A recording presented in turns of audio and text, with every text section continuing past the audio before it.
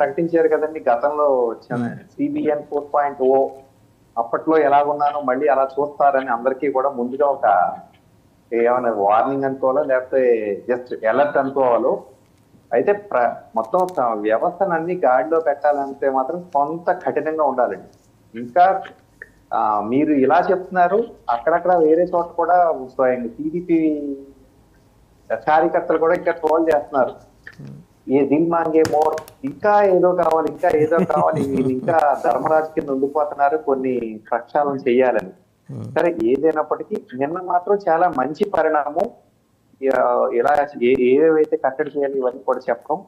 ఇప్పుడు చూడండి, మనకి పల్లెటూరులోనో లేకపోతే ఇంతకు ముందు చిన్న చిన్న టౌన్ లో కూడా కొండ దేవరంలో వస్తూ ఉంటారండి కోయేవాళ్ళు.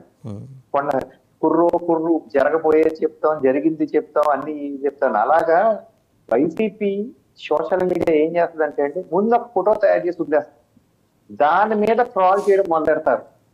ఒక ఫోటో తీసి వదిలేసి దాని మీదే వాళ్లే ముందు కథలు రాస్తా ఉంటారు. ఇది ఎలా ప్రజల్లోకి వెళ్ళిపోతారు. చివరికి వచ్చేటప్పుడు నిజం ఉందా లేదా అంటే ఖచ్చితంగా అందులో నిజం ఉండదండి. ఎగ్జాంపుల్స్ తీసుకుంటే నెంబర్ 1 శ్రీనివాసరావు గారు చెప్పినట్టు పింక్ డైమండ్, ఇలా రకరకాలు చాలా ఉన్నాయి.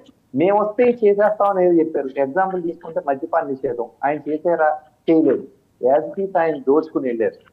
ఇలా ఎగ్జాంపుల్స్ తీసుకుంటే మాత్రం ఉన్నాయండి.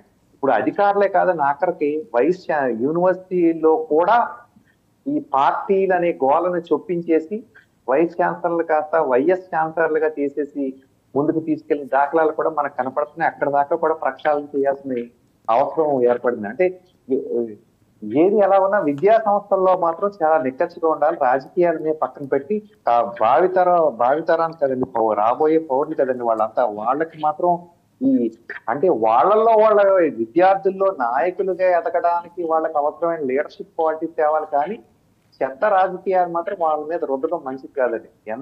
అన్నిటికన్నా పెర్ఫెక్ట్ ఎగ్జాంపుల్ ఏంటంటే లక్ష్మీ పార్వతి గారికి ప్రొఫెసర్గా ఇవ్వడబెట్టిన ఆంధ్ర యూనివర్సిటీలో మళ్ళీ ఇప్పుడు తీసేశారు. కానీ ఎంత దారుణంగా ఏ బేసిస్ మీద ఇచ్చేస్తారు ఇవన్నీ. ఇటువంటివన్నీ కూడా చూడాలండి. అంటే ఇప్పుడు సోషల్ మీడియాలో నేను ఏదో ఇంకొక చిన్న ఎగ్జాంపుల్ చెప్పాలంటే ట్రోలింగ్ అనే దాని మీద చెప్పాలండి. రోజా గారు ఇటలీలో కాలక్షేపం చేస్తున్నారు, కింద ప్యాంట్ లేదు అంటే అది కూడా తప్పే అంటాను ఎవరు చేసినా సరే. అంటే ఆ ట్రోలింగ్ ఎందుకు చేశారంటే అండి, గతంలో ఆవిడి ఒక ఎమ్మెల్యే మీద బట్టల మీద వ్యంగ్యాస్త్రాలు వేశారు కాబట్టి ఈవేళ ఇక్కడ బూమరాంగ్ అవుతున్నాయి. కానీ మనం ఆ పరిస్థితి కల్పించుకున్నారు, తప్ప ఆవిడదే. కానీ ఈవేళ ఇటువంటి వ్యాఖ్యలు కూడా చేయకూడదు అనేది పాయింట్. అన్నిటికీ మించి ఏంటంటే ఈ సోషల్ మీడియా వెళ్ళిపోయే న్యూస్ అన్నిటికీ కూడా నీ వెనకాల ఏమన్నా చేసుకోవాలని విజయసాయి రెడ్డి గారు ప్రకటించారు. గుర్తుందో లేదండి, అంతా కూడా నేనే చేపిస్తున్నాను, వాళ్ళ వెనకాల ఏమన్నాను. ఇంకా అలా తెచ్చిపోతున్నారండి. వాళ్ళంతా కూడా గత 5 ఏళ్లలో కేవలం అప్పులు చేసి ఊరికే కాలక్షేపానికి అంటే ఎంటర్టైన్మెంట్ కి సోషల్ మీడియాని ఎంచుకున్నారు.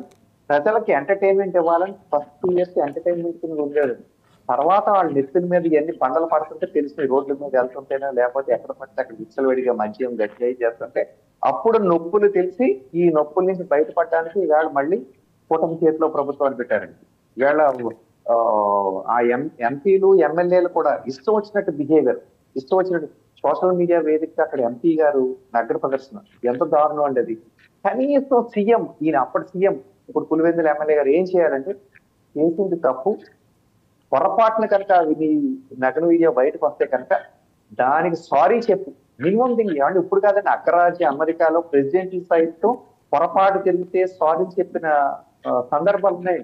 ఒక్కొక్కసారి చెప్పలేం. మరి ఆ సారీ చెప్పలేదంటే ఇప్పుడు నిజంగా అతను అలా చేయాలనిపిస్తుంది. అంటే మేము ఏం చేసినా చెల్లిపోతుందని ఒక అహంభావ ధోరణిలో గత 5 ఏళ్లు జరిగిందండి. దానికోసమే ప్రజలందరూ కూడా ఇంత గట్టి రియాక్షన్స్ ఇచ్చారు. ఇవన్నీ కూడా ప్రక్షాళన చేయాల్సిన అవసరం ఉంది. దీని మీద కూడా సెంట్రల్ గవర్నమెంట్ ఈ సోషల్ మీడియాలో వచ్చే వార్తల మీద కూడా కొంచెం జల్లెడ పెట్టాలని అనుకుంటున్నారు. కాబట్టి అవి కూడా గట్టిగా బయటకు వస్తే మంచిదండి, సమాజానికి మంచిది.